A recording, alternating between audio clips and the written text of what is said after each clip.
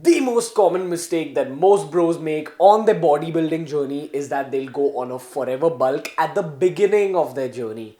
So they'll go to the gym, they'll lift weights, they'll come back home, they'll hit their protein goal, but they'll also eat a lot of junk.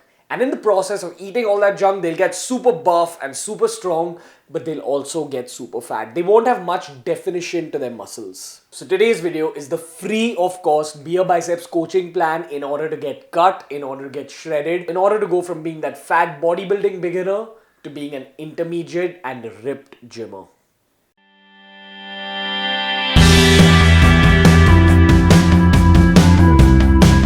Today's video isn't about the whole bulking and cutting process. I'll cover that topic in another video. The first thing you've got to understand is that today's video is for people who fall into two categories. The first category is anyone who's extremely overweight, who's completely out of shape and who's just trying to get into shape. And the second category is typical gym bros, as I said earlier, who've gone on a forever bulk and are now trying to get cut, trying to get shredded, trying to get the chest line and those ab lines. Let's talk about the former category first, the people who are overweight. You guys can follow this coaching plan till you hit about 15 to 20% body fat. That means till the point where you start looking good with your clothes on, but without your clothes on, you're still not that ripped. At that point, you'll have to go into a lean mass phase and try to put on a little bit of muscle, but we'll cover that later. Let's talk about the cutting plan first. The advantage of being overweight is that even in a caloric deficit diet, your body will have the ability to put on a little bit of muscle mass and burn off fat at the same time. If you're overweight, this is the plan for you. But let's talk about the second category, the forever bulking bros. The biggest advantage for you is that you've already packed on a lot of muscle, and your job through this plan is to maintain your muscle mass and just burn off all the fat and get to a low fat percent. Now, when we're talking about caloric deficit diets, the first term you've got to understand is your maintenance calorie level. It's the amount of calories you need in order to maintain your weight at the same level as it is today. If you stay below it, you'll end up losing weight. If you go above it, you'll end up putting on weight. So in order to lose weight, you want to see your average weekly calories. So you have 7 sets of calories on 7 days of the week. Your average calories for 7 days of the week should be lower than your maintenance calorie level. Now, how do you create this caloric deficit? There's 2 ways of going about it. The traditional way, which is creating about a 200 calorie deficit every single week, and the other way, which is keto. Now, I've already covered keto on my channel, so I'm not going to get into the details of keto in this video.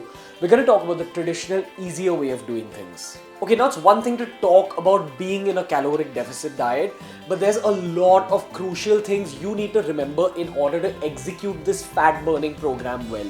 So more than anything, today's coaching plan is a set of guidelines starting with point number 1, your protein intake. You gotta understand that when you're in a caloric deficit, your body is in a catabolic state. Catabolic means it's destroying something. In our case, it's destroying both your fat and your muscle if you're in a caloric deficit diet. Now, your job is to maintain your muscle mass if you're a gymmer, and if you're trying to lose weight from being overweight, once again, you don't want to lose your muscle. You want to put on a little bit of muscle and burn off fat at the same time. So we're talking about high protein here. How much protein? Science says about 1.4 to 2.7 grams per kg of body weight if you're a gymmer who's trying to burn off fat and conserve his muscle mass. And if you're someone who's just trying to burn off fat, if you're an overweight individual, you've got to convert your weight from kgs into pounds. And suppose that's 150 pounds, you've got to have 150 grams of protein. So convert it into pounds, and if it's X pounds, you need to have X grams of protein. Now, in both cases, we're talking about a super high amount of protein. Now, what I would suggest to you as your coach is that you try going on the higher side of the spectrum and see how your body reacts to all that protein. A lot of people aren't able to handle that much protein suddenly, and they end up wrecking their stomachs a little bit. So you've got to figure out what works for your body the best. Have a high amount of protein one day, and the next day look at how you essentially pass stool. If your stool is formed properly, that means you're alright. If it's all broken up and you're feeling wrong from the inside, your stomach's feeling off, that means you're having a little too much protein. Oh, and also when we're talking about high protein diets, you have to consume a lot of water in order to be safe. Remember, protein can only harm your body if you're dehydrated. Point number 2, your 2 best friends are your phone and your weighing scale. every single day through this coaching plan, you've got to measure your weight and track it on your phone. The whole point of doing this is to see how your body is responding to your diet. And trust me, if you're a long-term gymmer, your body will respond very fast to what it's eaten the previous day. You'll be able to see the food's effects in your weight the next day itself. And your job through this whole process is to maintain a healthy form of weight loss. Your job is to basically have about half a kilo in terms of weight loss every single week. No more than that, and ideally no less than that. Point number 3 is the core of the coaching program, and for this point, I'd suggest you take a pen and a paper. Now with most online diet plans, they'll give you a fixed set of macros. They'll tell you if you want to burn off fat, you have this much protein, this much carbs and this much fat. And for every meal, they'll ask you to measure your food. Now I'm of the belief that we need to live practically. All of us are working professionals or college students, and you shouldn't be measuring all your food. You don't have that much time to do it. So 1, you go by a rough estimate, and 2, you can't follow a standard blueprint in order to cut those 200 calories. You've got to figure out what works for your body the best. Now let's talk a little bit about this 200 calorie deficit. Your job is to stay in a caloric deficit. Your first job is to figure out your maintenance calories through Google, and then suppose your maintenance calories are 3000. You need to consume about 2800 calories in your first week. You will lose weight. The next week, you lower it once again by 200 calories. So you go to about 2600 calories in your second week, and you will lose weight further.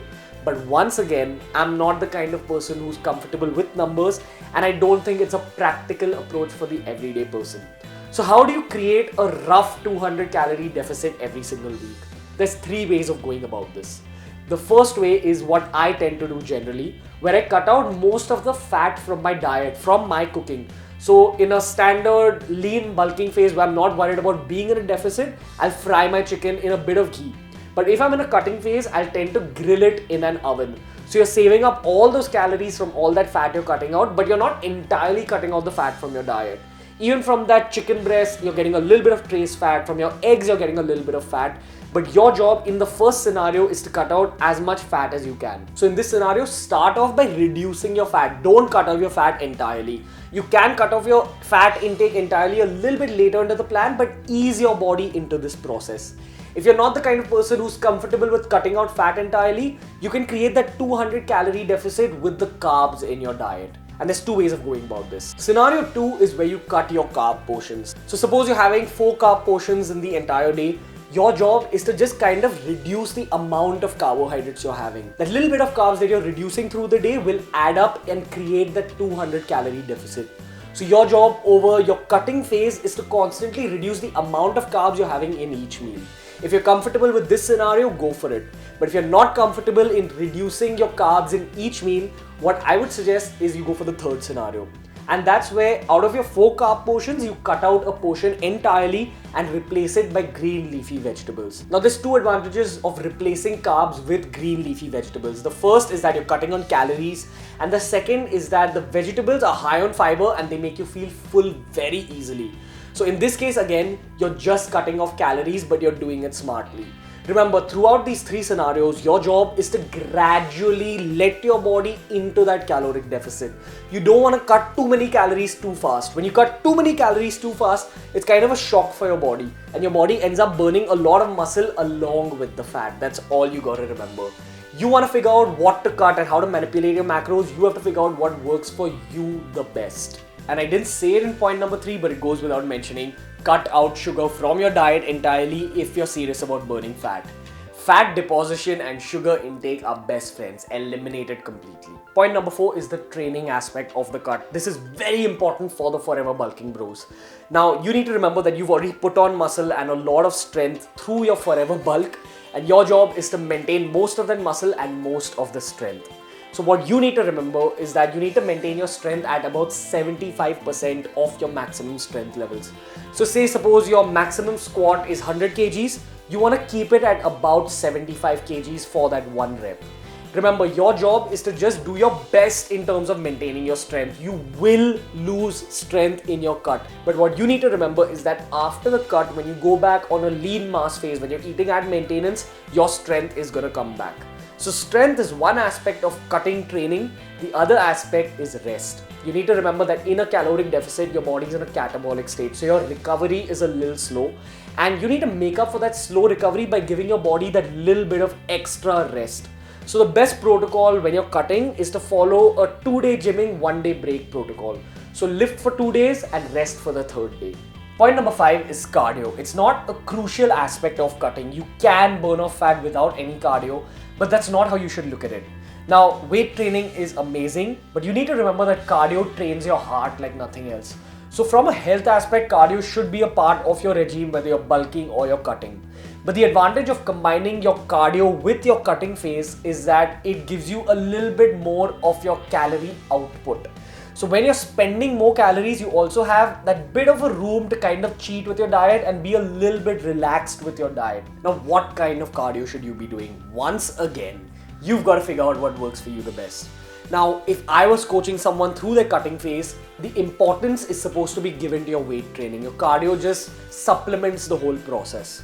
So you can go for about 40 minutes of intense cardio once a week, 30 minutes of medium intensity cardio twice a week, or 20 minutes of low intensity cardio thrice a week. It's completely up to you. Personally, when I was cutting, what really worked well for me was the 2-slot method. So you have 2 slots in a day for exercise, the morning and the evening. If you're lifting weights in the morning, then in the evening you can go for a little bit of light cardio, just a walk around your area or something like that.